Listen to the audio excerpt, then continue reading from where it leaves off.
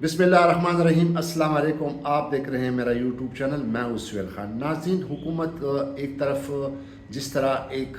सियासी अदम इस्तेकाम का शिकार है, पूरे मुल्क में सियासी अदम इस्तेकाम है, दूसरी जानिब हुकूमत जो हथकंडे इस्तेमाल कर रही है और 8 फरवरी के इंतखाबात के बाद इन्होंने जो जो कारनामे किए और इस कारनामों पर फिर पर्दा डालने के लिए क्या क्या तरामीम की गई हैं, किस तरह आइन के साथ खिलवाड़ किया गया है, किस तरह पाकिस्तान की जुडिशरी को अपने ज़ेर ताब लाने के लिए उसको फुल कंट्रोल कर लिया है। ये आज तमाम वो चीज़ें हैं जो अब दिन ब दिन हुकूमत जो है बाकायदा तौर पर न सिर्फ पाकिस्तान में बल्कि पूरी दुनिया में एक्सपोज हो रही है। आज के इस व्लॉग में दो मौज़ूआत पर बात करेंगे। एक तो हुकूमत ने पाकिस्तान तहरीक इंसाफ को बहुत बड़ी धमकी दी है, ये धमकी क्या है ये आपको बताएंगे। दूसरे इस प्रोग्राम में आपको बताएंगे कि जो इस्लामाबाद हाई कोर्ट में जो और हाई कोर्टों से जो जजेस के ट्रांसफ़र का जो मामला है, ये अब किस रुख जो है इख्तियार कर गया है, किस सिम जाएगा और इससे क्या क्या आइनी बहरान पैदा होंगे, किस तरह अब न सिर्फ वकीला बरादरी बल्कि पाकिस्तान की अदलिया, पाकिस्तान के हाई कोर्टों और सुप्रीम कोर्ट के जज भी जो हैं अब हुकूमत के इस तमाम हथकंडों के ख़िलाफ़ एक सीसा पिलाई दीवार बनकर खड़े हो गए हैं। और आज के इस प्रोग्राम में आपसे शेयर करेंगे कि किस तरह वकला बिरादरी के पास अब क्या लाएमल इख्तियार करने जा रही है, ये जो हुकूमत दिन ब दिन आइन के साथ खिलवाड़ करती जा रही है। नाज़रीन, कल नोटिफिकेशन रात को ही जारी कर दिया गया पाकिस्तान की जानिब से, लॉ मिनिस्ट्री की जानिब से, जो इस्लामाबाद हाई कोर्ट में कुछ दो जज साहिबान का ट्रांसफ़र करना था। इसके हवाले से इस्लामाबाद हाई कोर्ट के पहले ही 7 जज साहिबान ने एक लेटर भी लिखा था और चीफ जस्टिस याया अफरीदी को और chief justice Sindh high court, chief justice Lahore high court को भी उन्होंने लेटर लिखा था कि इस तरह कुछ जजेस को इस्लामाबाद हाई कोर्ट में ट्रांसफ़र करने की कोशिश की जा रही है और उन जजेस को फिर उनमें से एक को इस्लामाबाद हाई कोर्ट का चीफ जस्टिस भी बनाया जाएगा। ये लेटर हमने पहले भी आपको रिपोर्ट किया है कि ये लेटर जिन्होंने लिखा था, यानी इस्लामाबाद हाई कोर्ट के सीनियर तरीन जज जस्टिस मोहसिन अख्तर कियानी, बाबर सत्तार और जस्टिस मियाँ हसन गुल औरंगज़ेब, जस्टिस तारिक महमूद जहांगीरी, जस्टिस समन रिफत और 3-4 जज, अब अगर नाम में ना लूँ लेकिन उनमें से 2 जज साहिबान के उस पर दस्तखत नहीं थे, जस्टिस मियाँ गुल हसन औरंगज़ेब और जस्टिस एक और जज हैं उनके दस्तखत नहीं, लेकिन बाकी 5 जजों के उस पर दस्तखत थे और उन्होंने बाकायदा तौर पर चीफ जस्टिस ऑफ पाकिस्तान से ये कहा था कि ये ना किया जाए, क्योंकि इनको जो चीफ जस्टिस लाया जा रहा है और उनको जो ट्रांसफ़र किया जा रहा है उसके बाद उनको चीफ जस्टिस लगाया जाएगा, तो ये एक खिलाफन जो है कानून के ख़िलाफ़ है, आइन के ख़िलाफ़ है। लेकिन जो उन्होंने जो खदशा ज़ाहिर किया था कि एक लाहौर हाई कोर्ट से एक साहब हैं, जज हैं जो कि जस्टिस मोहम्मद सरफराज डोगर, उनके बारे में उन्होंने ये खदशा ज़ाहिर किया था कि मीडिया रिपोर्ट्स आ रही है, लेकिन कल अब बाकायदा तौर पर लॉ मिनिस्ट्री ने उनका नोटिफिकेशन जारी कर दिया है। जस्टिस मोहम्मद सरफराज डोगर जो कि लाहौर हाई कोर्ट के जज थे, उनको इस्लामाबाद हाई कोर्ट में ट्रांसफ़र कर दिया है। इस तरह जस्टिस खादिम हुसैन सुमरो जो कि सिंध हाई कोर्ट के जज थे, उनको भी इस्लामाबाद हाई कोर्ट ट्रांसफ़र कर दिया गया है। और इस तरह बलूचिस्तान हाई कोर्ट से जस्टिस मोहम्मद आसिफ, उनको भी इस्लामाबाद हाई कोर्ट ट्रांसफ़र कर दिया गया है। अब यहाँ पे ये जो तीनों जज साहिबान आएंगे तो इसमें से एक जज जो है, जो जस्टिस मोहम्मद सरफराज डोगर साहब हैं, ये जो इस्लामाबाद हाई कोर्ट के अब जो मौजूदा चीफ जस्टिस हैं जस्टिस आमिर फ़ारूक, उनके बाद ये सीनियर तरीन जज हो जाएंगे। और इस्लामाबाद हाई कोर्ट के जो जज हैं चीफ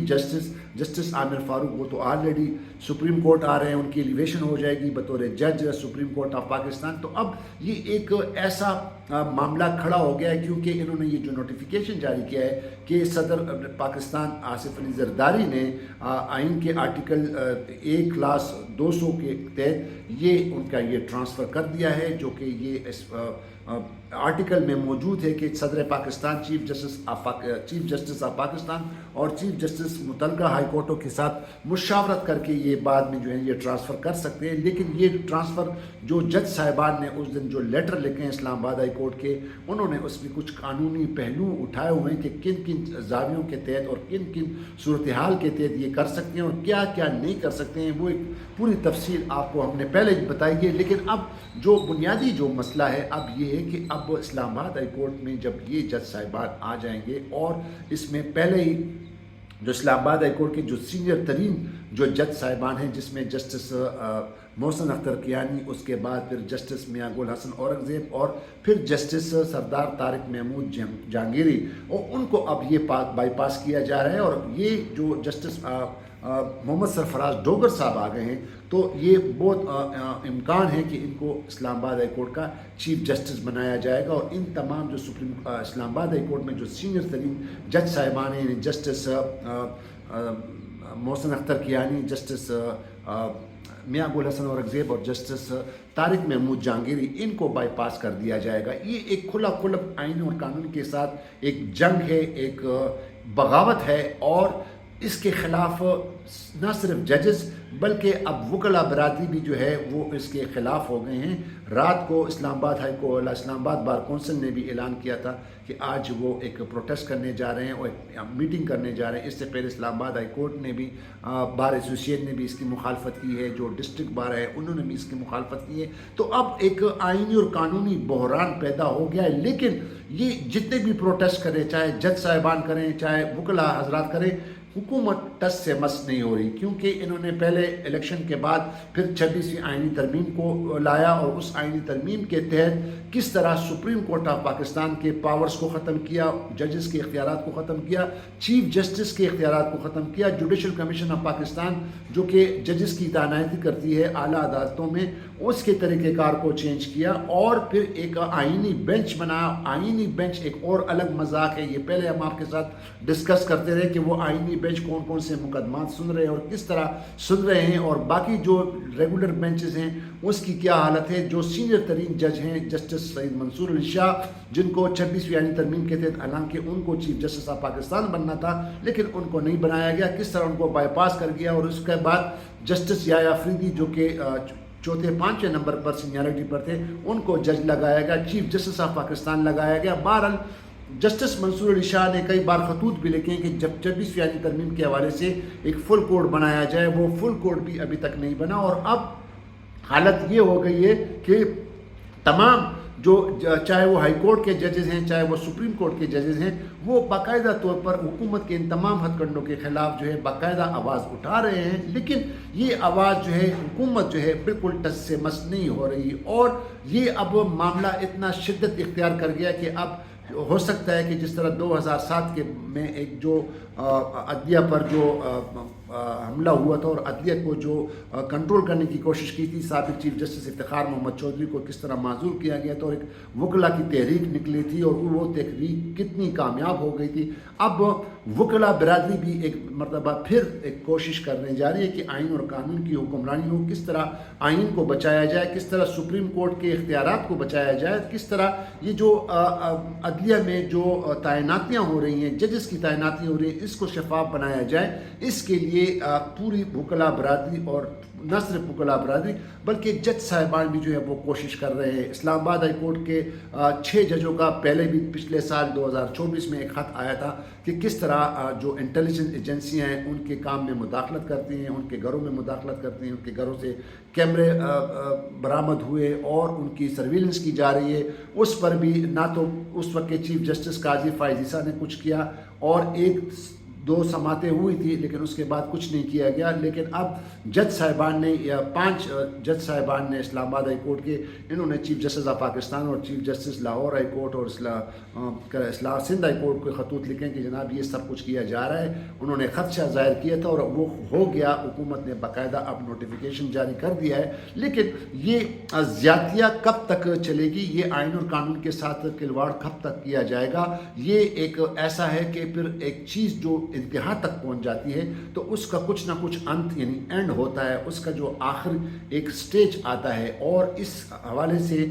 وکلا برادری اور جج صاحبان جو ہے وہ باقاعدہ طور پر ایک انہوں نے جنگ شروع کر دی ہے۔ اور اب دوسرے خبر کی جانب آپ کے پاس آتے ہیں ناظرین کہ کل